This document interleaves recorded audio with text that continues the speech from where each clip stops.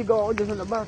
Nagsisigaw, may lalaking isa naglalakad. Sabi ko, kuya tulungan mo ako, yung anak ko nandito, nakita ko patay.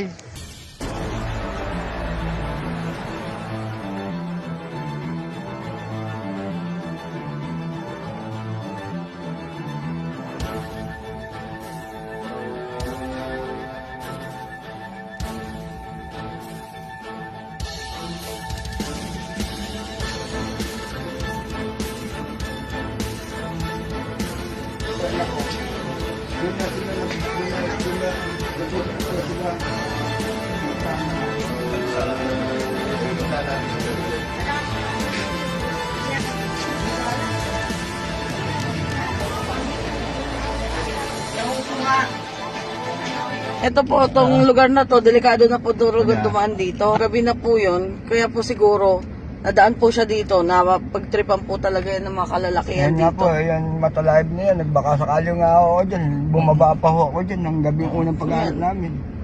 Yan, bumaba pa ako dito. May nakita ko nakasakang pati na hayop dyan. Dyan po. Panahon na Diyan ba yan. yung patay na hayop?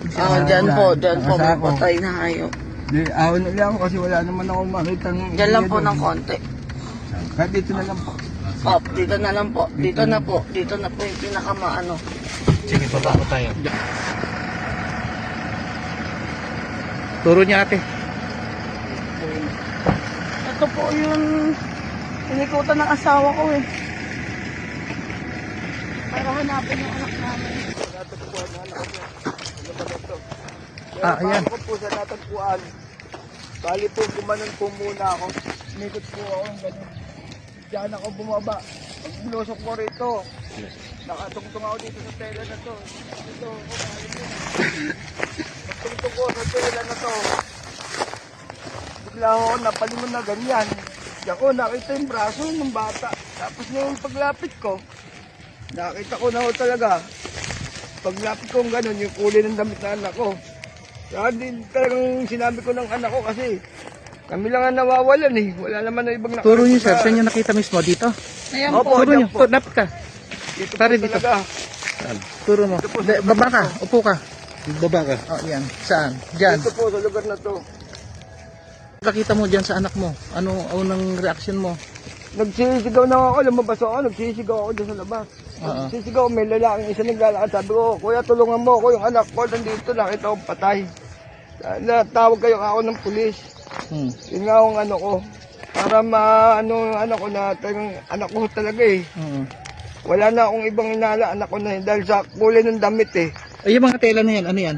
Ayan po, Lapitan yan, mo. tambak po yan. Upo ka. Di ko po alam itong mga tela na to eh, kasi nung basta di ko na alam sa kanya kung ano yung mga bukod Ito, hindi niya po eh. nakita yan. Nakita lang niya po yung braso.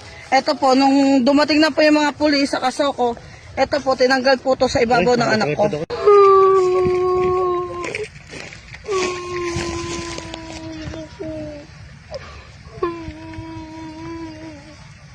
Ano ko? Bakit?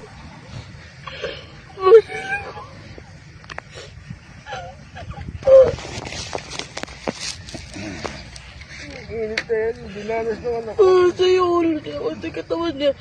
Ba't niya may paa niya? Nakaganon siya. Eto, kagano.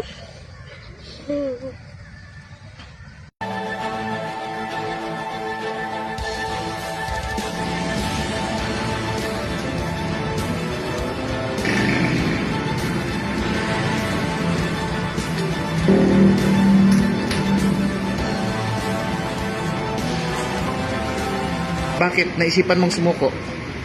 Isip ko, Lakasan mo. nakakonsensya ko kasi bata. Nakukonsensya ka sa nangyari. Oo. Maliban doon, Hindi ko lang patawarin sa amin ako. so yung nangyaring yon, ano yon, na damay ka lang, nasama ka lang, paano? Ang gano'n ko na nalapit lang. Nadawit. Pero kasama kang gumalaw doon sa bata.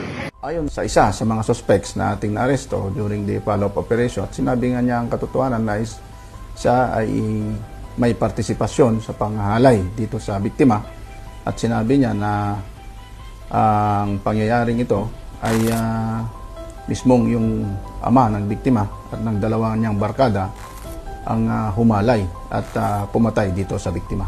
Daniel, anong masasabi mo dyan sa Saan nangyari sa anak mo? Eh, ikaw pala itong nasa likod niyan. Pumuna ako dyan sa ano lang po, magpapaliwanag. Ano na? Mag-comment po muna ako dyan. Ano, comment ka na? Sige. Wala ka bang gustong sabihin sa asawa mo? O sa pamilya mo? Pamilya ko. Wala akong masasabi ko. Hindi ko magagawa yung ganyan. Sa ano lang po malalaman. Sa?